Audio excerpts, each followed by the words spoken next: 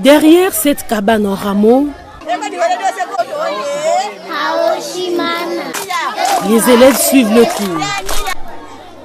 Nous sommes à l'école Onema, à Tchoumbé, une mission catholique dans le territoire de Loubefou, dans la province du Sankuru, au centre de la République démocratique du Congo. Si certains élèves sont derrière les rameaux, d'autres créent de l'ombre. D'autres, par contre, construisent eux-mêmes leur propre salle de classe. Heureusement pour cette élite de demain, cet état de choses ne va pas durer pour longtemps. Bientôt, ces élèves et d'autres qui ont séché les cours faute du cadre idéal vont occuper ces bâtiments modernes.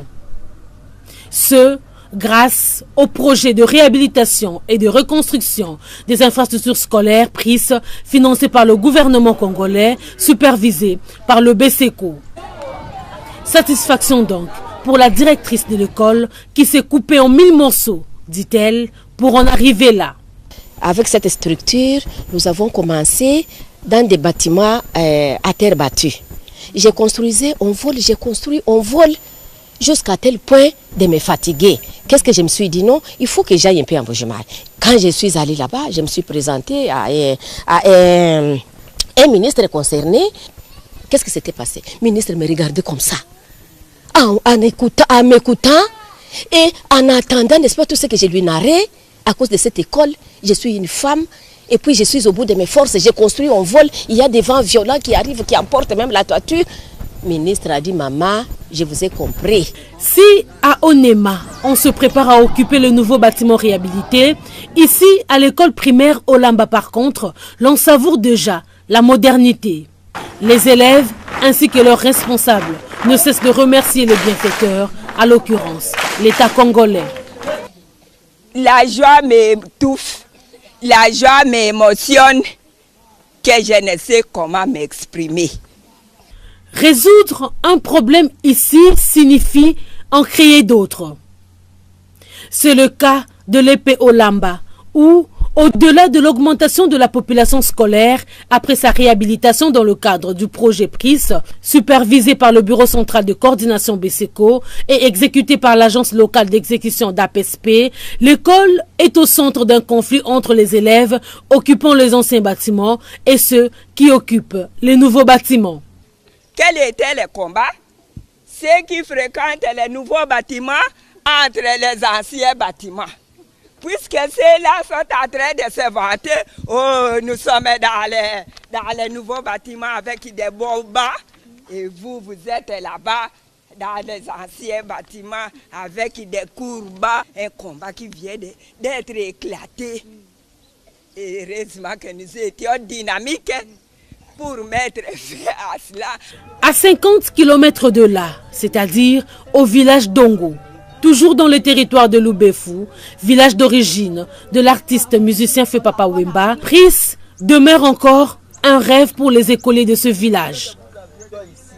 Ici, ce sont encore des branches d'arbres qui servent de murs pour les salles de classe. Ceux qui ont le privilège d'étudier, les filles mères par exemple, viennent avec leur progéniture à l'école. Plus loin, à 150 km de Tchoumbé, dans la cité de Loubefou, une autre école qui se bat pour exister. Celle-ci a été victime de feux de brousse. Depuis lors, c'est ici que les cours sont dispensés. Peu importe ces conditions d'études misérables, c'est le même programme national qui est enseigné, à l'instar de ce professeur qui manipule la langue de Shakespeare. Verbe to be, present tense, affirmative form. Ok? Who can conjugate that verb? Me. Okay? Me, teacher. You? I am. You? Ici, certains élèves parcourent plus de 10 km à pied pour atteindre l'école. Les autorités scolaires exigent à chaque élève 500 francs congolais par mois comme frais de scolarité, soit 0,5 $ américains. Rares sont ces parents qui s'acquittent valablement de cette modique somme de 500 francs congolais par mois comme frais. Conséquence, les nombreuses familles paient en nature ou par palier. Profitons de notre passage dans le coin. Enseignants et élèves lancent un SOS. Nous avons un problème très grave ici. Donc nous sommes en train de souffrir. Bon, quand il pleut, on part à la maison. Nous n'étudions plus quand la pluie pleuvoit.